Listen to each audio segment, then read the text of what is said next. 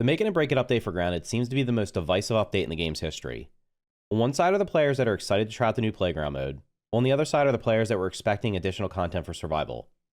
Personally, I'm going to give the playground mode a shot, even though I much prefer survival, but I fully understand why many of you will not. For those of you that only care about survival, the future of Grounded is not looking very bright. In this video, I'm going to tell you why. When I say the future isn't very bright for survival mode for Grounded, what I mean by that is you should not expect very much new content coming in the future. And this isn't speculation. This is directly from the developers' mouths. So what I did was I went through the developer live stream from this past week where they talked about the 1.3 Make It and Break It update. And I pulled out some clips where they actually discuss specifically what you can expect in the future and what you cannot expect in the future for survival mode. So what I'm going to do is I'm going to start playing this clip. I'm going to pause it periodically and just talk about what they're saying. So let's just get it started. Are there any plans to add more insects in the game? You know, I think the challenging thing with Grounded right now is that we got all the yard space filled. Going outside the yard is going to be very challenging. So I just wanted to pause it there. One thing that many people have been asking for a long time in survival mode is being able to go outside of the yard into other yards. And as you can see there, they basically said it was challenging. They're going to talk about this a little bit in the rest of this clip here, where basically, as I discussed the other day during my live stream, I may have discussed it in my last video, I can't even remember, but I definitely during my live stream, the big issue right now with Grounded, and I'm going to actually do like a little paint, I'll do a little Microsoft Paint illustration later on, just to kind of show how it's working. The way they've designed the game is in a way where they're up against the technical limitations of the hardware the game's running on. So they're going to talk about that. So let's just let this play a little bit longer. You want to answer that question about scrapped content? Oh, the lizard? I saw a lot of lizard questions. Yeah. Yeah, so a lot of people, you know, if people data mine the game all the time and find stuff, I think the one thing is important. Like, a lot of people worked really hard on the lizard, as you've probably seen it. There's a mesh, there's animations, and it's one of those things that if it doesn't work out and if it's not good, we're not going to put it into the game. And we weren't able to make the lizard interesting and compelling boss fight. And I don't think the lizard will ever see the light of day, unfortunately. If it doesn't work out and we're kind of spinning our wheels trying to make it good, it doesn't make sense to continue to do that forever and ever. Someday you have to call it a day and move on to other things. Yeah, so the lizard, maybe someday we'll make another appearance. But right now, yeah, the lizard, don't ever expect it to be Grounded. So there you have it directly from game director Adam Brennicke's mouth. The lizard, which was a boss that had been data mined last year at some point. It was before the 1.0 update. I saw pictures of it. I think I have a YouTube short where I showed the picture of it. Looked pretty cool. And I have all along speculated that if they were going to add a boss to the sandbox, that it would make sense to put that lizard underneath the sandbox. I think that's where they originally had planned to have it located. I'm pretty sure that's where people found it. It's not coming to the game. Now, he's giving the little bit of tiny hope, saying it may appear in the future. What maybe they can do is throw it into the playground mode where you can mess around with it, but it doesn't sound like he just basically said, don't expect that specific boss to be coming to Grounded or survival mode at any point in the future of the game. There you go. You finally heard it from the mouth of Adam. Everybody. Yeah, there's other like there's a lot of other stuff like the silverfish. There's a silverfish, and even the shed. Like, the shed is a similar thing where, you know, as I mentioned earlier in the stream, that memory is a huge issue for us in making sure the game runs on the Xbox and the Xbox One, and the shed, just like we worked on it, we tried to figure it out, and it was pushing the limitations of what we could do. And a lot of things, if you know, we don't want to ship bad things. Like, we want to make sure the quality is really high on everything that we're doing, and some things just don't work out, and that's game development. Making games is kind of a difficult process a lot of times, and you have to make these difficult decisions, and that's something that the team decided to kind of pivot to. And we decided, instead of like the shed, let's try something smaller that could fit in memory, and that's where the wasp Queen's Lair and the Brawny Boy Bin came to be. So yeah, there's a lot of kind of trade-offs in game development, and working within the box, and sometimes those limitations are time, sometimes they're talent, sometimes they're just limitations of the hardware. So like, I think that's a big thing for us, is like we're kind of pushing the limits of hardware right now, and it's always going to be a challenge for us when we add more stuff into Grounded. There's also just like quality. So like the Lizard. So I just wanted to pause it right there before he continues. So essentially what he just said was the shed's not getting updated. So it looks like at some point at some point in the last, I guess, year or so, they try to develop out the shed, like the upper shed area, not the under shed, the upper shed area. And that was the original plan to have. That was probably where the wasps were going to be located originally. They couldn't make it work because of memory constraints. What they mean by memory constraints is going to be, I mean, this is specifically talking about older hardware being both consoles and PCs, more specifically older, like the original Xbox One. Grounded was originally released in early access when the Xbox One was still the console. That was that console generation. Now, of course, they had updated it to like, there was an Xbox Series S and Xbox One S and Xbox One X. And I can remember playing, the first time I played it was on my Xbox One X, and the game did not run very good. And it just is what it is. It's 10-year-old hardware they're dealing with right now, 8 to 10-year-old hardware. And there's just no way under those limitations they're going to be able to do this. So what they had to do was they had to compromise, and they did the storage bin, which is much smaller than the shed. So in these few clips here, Adam has basically said, don't expect the Lizard boss ever to come. The shed's not going to be updated because they literally just can't do it within the memory constraints. The same thing goes for going into other yards. The only way they would be able to do these things would be if they were separate instances where you would have to go into those areas, and they would not be like the continuous yard, which is something I'm going to talk about a little bit later on. The way the game's design is, the entire map is one continuous map.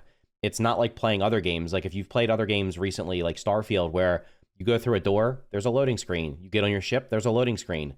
The reason they're doing that is because they're trying to keep the game as small as possible in terms of memory constraints and stuff like that, in terms of performance. Grounded is designed where once you load into the map, you can go anywhere. There's no loading screens at all for any of the game from beginning to end. So being able to go into those other areas, it's just not going to be possible on the hardware the game runs on. And I know I'll probably touch on this a little bit later. People said when I talked about that, they said, well, then they just should add stuff and it's not compatible with the original like Xbox One console. Now I said that wouldn't be fair, because how can you have a game that's available for people and then they can't play all the content because of the system they're playing on? And I get it. It's not fair to those of us who could play it. Like I have a brand new PC. They could double the size of the map, and I'm sure my PC could run it just fine. But if you're playing on an older console or you're playing on an older PC, that might not be the case. So basically what they've just kind of just came out and just said, don't expect any map expansion. Don't expect much more content in survival. There is something they're going to, let's just play out a little bit more. There is something that's definitely coming, but overall there's just not going to be a lot coming to survival because of the limitations. They're up to they basically hit the maximum in terms of what they can put in the game. Is a good example of just not being able to fit it in and not making it feel like a good fight. And yeah, the other creatures like the silverfish and the water strider is another one that I know has been in the game for Rest in peace, water strider. The water strider looks really cool. We just couldn't really figure out how to make it work really well. Sometimes it just doesn't. You have a great idea and it just doesn't work out. And unfortunately, that's how it goes sometimes. But I know a lot of people were, digging through the game, and there's some videos made of some of the cut content, and the Lizard was one of those things. And unfortunately, it's probably never going to make the cut. So as you heard there, I mean, basically what they're saying at this point is the short of it is, for survival mode, I would not expect new bugs because the map's filled. I don't even remember if it was, I think they said in the very beginning they've kind of filled the map. So the map's pretty much filled. Adding new bugs to the game would not make much sense because they'd have to figure out how it actually fits in. Like they could add bugs for the sake of adding bugs, but if it doesn't fit into the overall world, it doesn't make sense. And I agree with that. While it'd be awesome to have more enemies in the game to deal with, it's just not going to happen. In terms of bosses, I'm going to show you something in a minute. I do believe that we're going to get at least one new boss because there is an area they showed. I have to load up my, I'm going to load up my, one of the current saves in the PTS right now and show you there's a door that's leading to a lab. There's a tunnel that leads to a lab that I believe is probably going to end up being, I would believe it's, I'm going to look at where it is on the map, but it's probably going to end up being the Ant Queen boss or a boss. So there'll probably be at least one new boss added.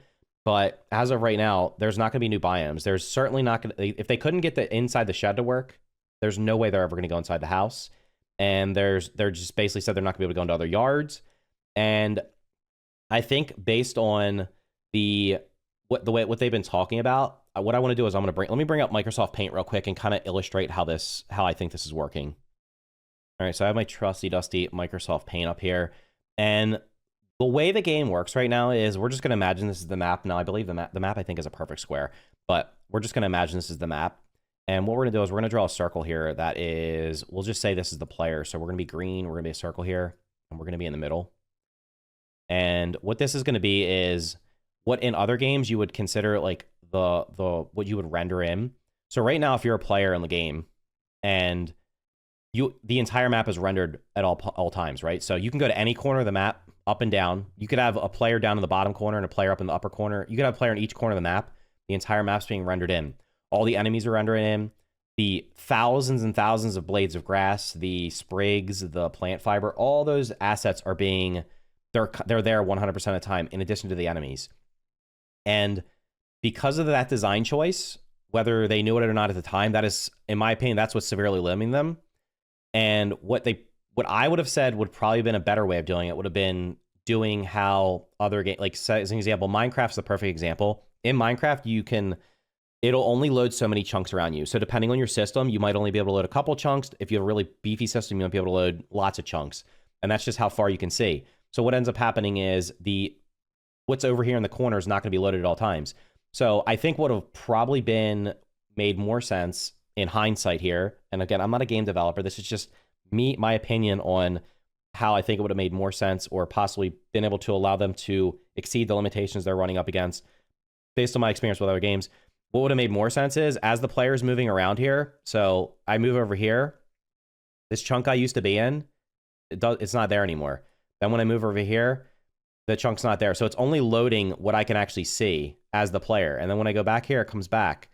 And then if you have other players, it'll do the same thing. So if you have 2 or 3 players, they'll just be around the map and it'll only be loading their chunks. So that limitation right there is what's causing survival to basically have hit the cap. Now, I know people have said, listen, well, let's just dump any new content in the future. The game's been finished. Just add new content in the future for current gen systems.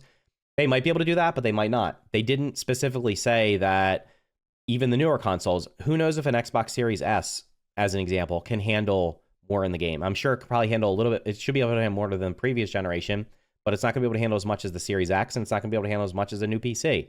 So you can't just have different versions of the game. They're not going to do that, especially with the full release. I would think that if they wanted to do something like that, they would have to just make a sequel to the game and figure out efficiencies in terms of being able to place assets and how the assets are loaded and stuff like that.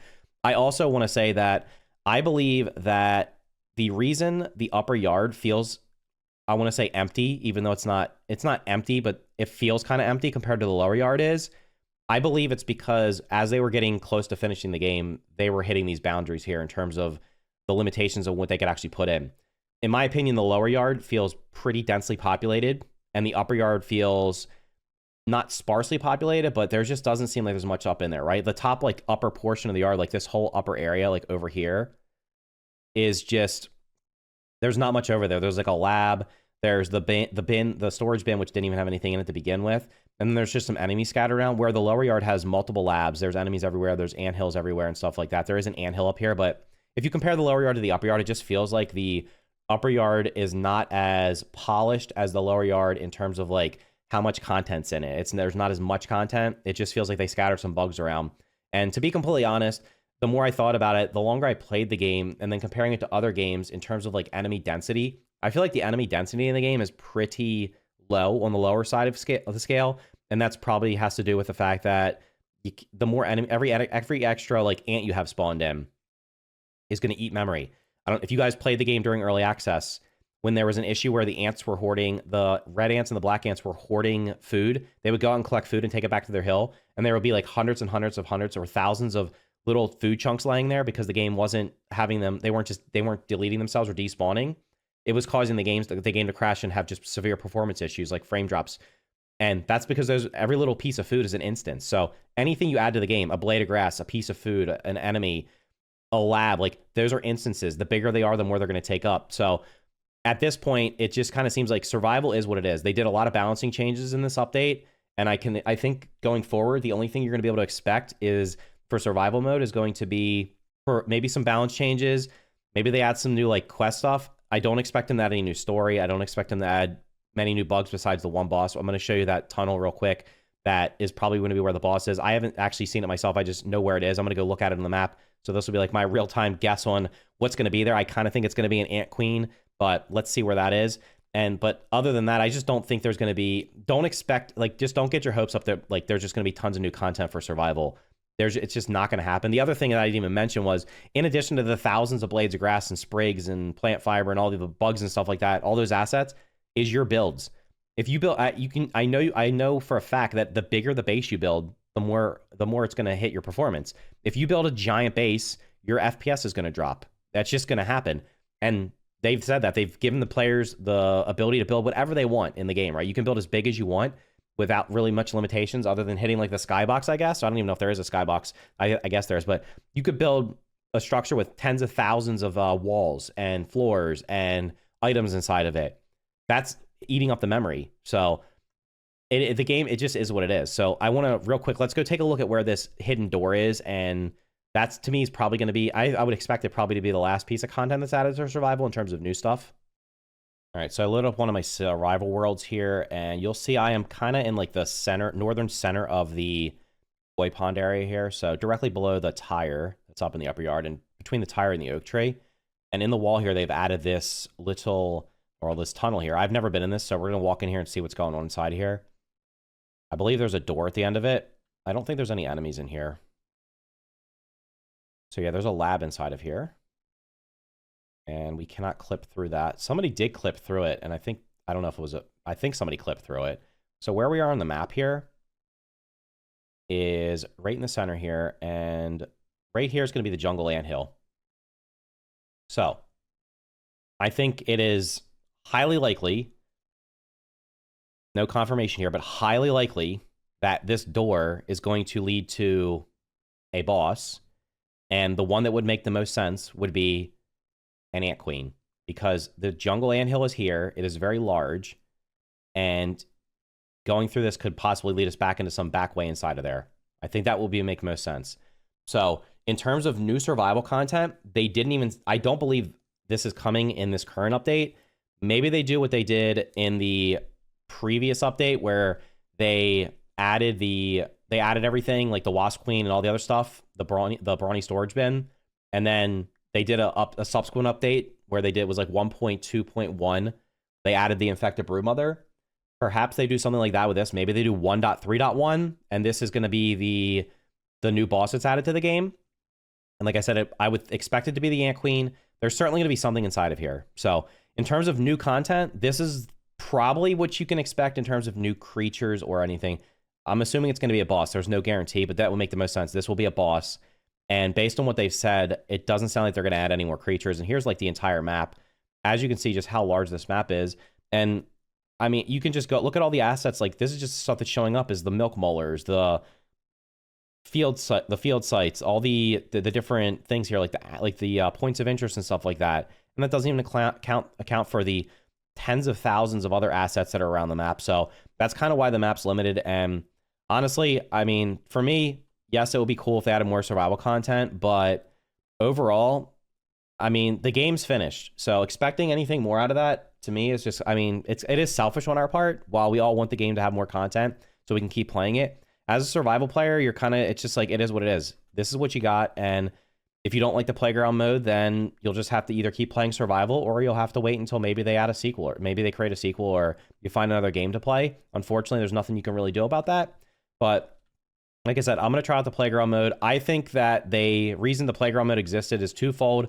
One, it was to just give more content for players to create. It's easier for thousands of players to create content for others to play than it is for a couple dozen developers, right? They only have a small team of developers here, so creating new content on their end is going to take much longer, whereas giving you the ability to create content for others is going to make it much easier. And 2 is because of the limitations. Like, they basically said they just can't add more to the map. So if you want to keep playing the game, you can enjoy survival for what it is, and maybe in the future they add a couple things here or there, but don't expect it. Don't expect new biomes. Don't expect new creatures other than maybe, like I said, one new boss or something in there.